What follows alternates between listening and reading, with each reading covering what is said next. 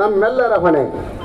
ಸಂವಿಧಾನವೇ ಪ್ರಜಾಪ್ರಭುತ್ವದ ಶಕ್ತಿ, ಸಂವಿಧಾನವೇ ಪ್ರಜಾಪ್ರಭುತ್ವದ ಶಕ್ತಿ.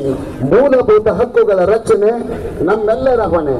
ಮೂಲಭೂತ ಹಕ್ಕುಗಳ ರಕ್ಷಣೆ ನಮ್ಮೆಲ್ಲರ ಹೊಣೆ.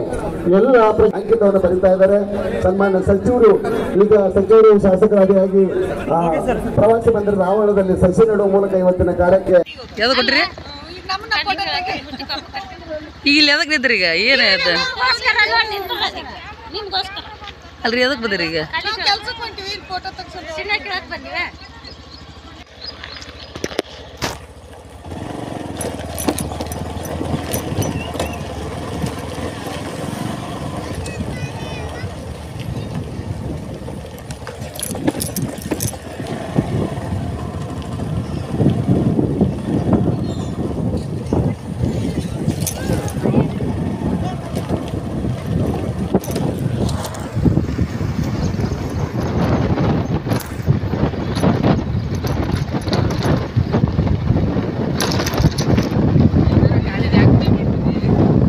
ಕಾಳಿದ ಮಾಡ್ತಡ್ರಿ ಅಂತದೆ ಎಷ್ಟು ಯಶಸ್ವಿ ಆಗೈತೆ ಅಂತ ಗೊತ್ತಾಗ.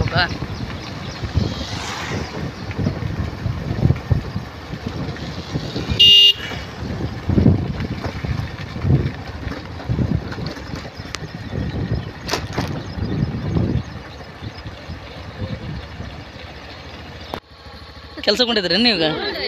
ಹ್ಞೂ ರೀ. ಈಗ ಇಲ್ಲಿ ಅಲ್ರಿ ಹೇಳ್ರಿ ಈಗ ಈಗ ನೀವು ಕೆಲ್ಸಕ್ಕೆ ಹೋಗ್ಬೇಕಂದ್ರಿ ನಿಮ್ ಇಲ್ಲಿ ನಿಂದ್ರಸ್ಯಾರ. ಈಗ ನಿಂದ್ರಿಸಿ ನಿಂತರ ಲೇಟಾಗಿ ಹೋದ್ರೆ ಕೆಲ್ಸಕ್ಕೆ ಕರ್ಕೊಳಲ್ಲ ನಿಮ್ಮನ್ನ.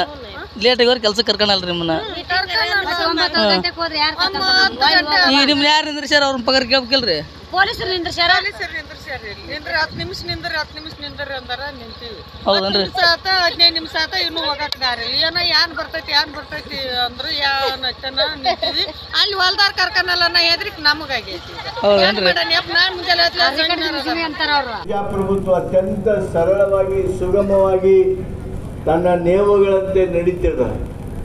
ಪರಸ್ಪರ ವಿಶ್ವಾಸ ನಂಬಿಕೆಗಳು ಕಡಿಮೆ ಆದರೆ